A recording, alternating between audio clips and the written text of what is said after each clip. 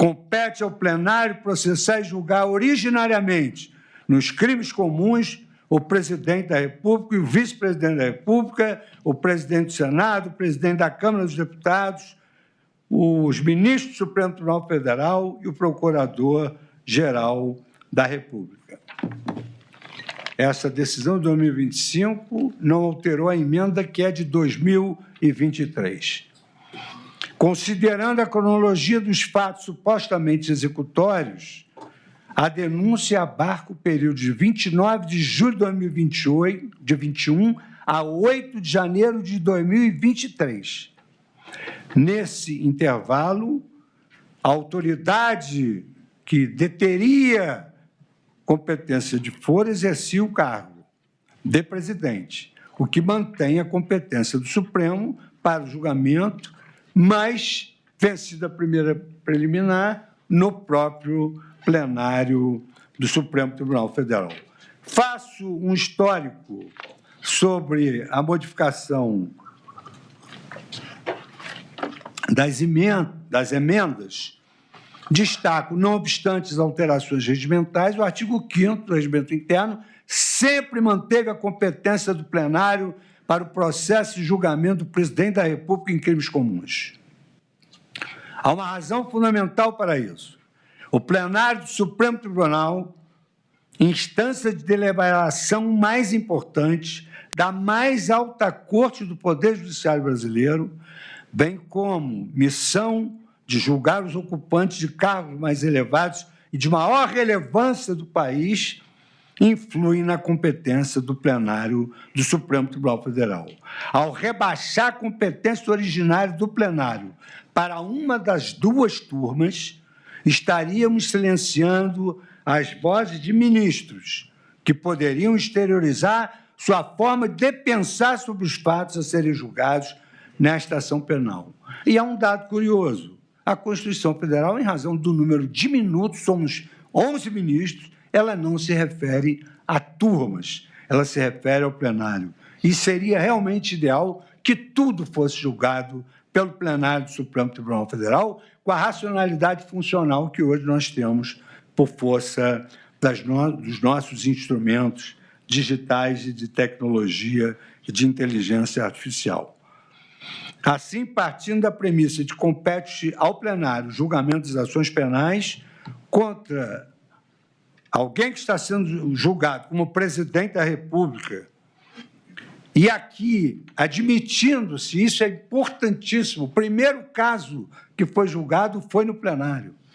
O plenário do Supremo Tribunal Federal julgou o primeiro caso de uma pessoa, de um cidadão carente, no plenário do Supremo Tribunal Federal. Um homem sem qualquer prerrogativa de foro.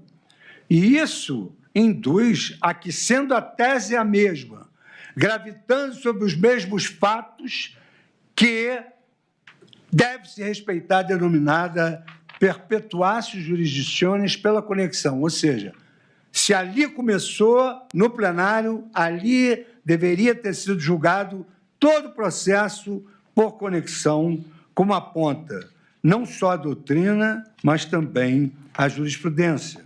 E eu trago aqui a Ação Penal 1060 do Supremo Tribunal Federal de 2024. Mesmo sem ocupar cargo que lhe garantisse a prerrogativa de foro, o réu Aécio Lúcio Costa Pereira foi julgado no plenário, com sua competência estendida por conexão a outros réus. Saltando mais uma vez, senhor presidente, todas as digressões doutrinárias, otimizando o nosso julgamento, em síntese, os réus não têm prerrogativa de foro ratione persone, porque não exercem função prevista da Constituição Federal. Se estão sendo processados como ainda ocupantes de cargos com prerrogativa, a competência do Supremo Tribunal, é da plenária do Supremo Tribunal Federal. O fato de processos conexos terem sido julgados no plenário impõe o deslocamento deste feito para o órgão maior da Corte. E as premissas envolvem casos de incompetência absoluta. Mesmo o caso do plenário, incompetência absoluta indispensável razão pelas duas uma. Ou o processo deve ir para o plenário, ou tem de descer para a primeira instância. Assim sendo, senhor presidente, eu também acolho essa preliminar de incompetência absoluta da primeira turma e, na forma do artigo 567 do Código de Processo Penal, eu também declaro a nulidade de todos os atos praticados por este Supremo Tribunal Federal. É possível também que haja uma divergência, que são os atos decisórios. Então, se passaria o processo para o pleno e ele, então, decidiria essa questão relativa à incompetência.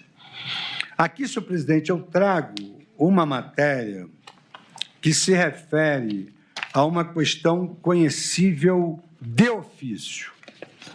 Uma questão que é conhecível de ofício, que é a questão alegada como cerceamento de defesa em razão de um fenômeno moderno denominado data dump, que Vossa Excelência é um advogado super atualizado, tem aqui até intervenções de Vossa Excelência sempre exitosas, e digo que essa preliminar de garantia constitucional contraditória e ampla defesa se dá em razão da disponibilização tardia de um verdadeiro tsunami de dados sem identificação suficiente e antecedência minimamente razoável para a prática de atos processuais. E digo, senhor presidente, porque é importante, e apenas essa parte histórica, que a garantia do contraditório e ampla defesa incorporada ao direito ocidental há longo tempo já era ressaltada na obra do filósofo estoico Sêneca, que afirmava: quem decide o que quer que seja, sem ouvir a outra parte, mesmo que decida com justiça, efetivamente não é justo. Isso é repetido ao longo dos anos na Declaração Universal dos Direitos do Homem, adotada em 48 pela Assembleia Geral da ONU,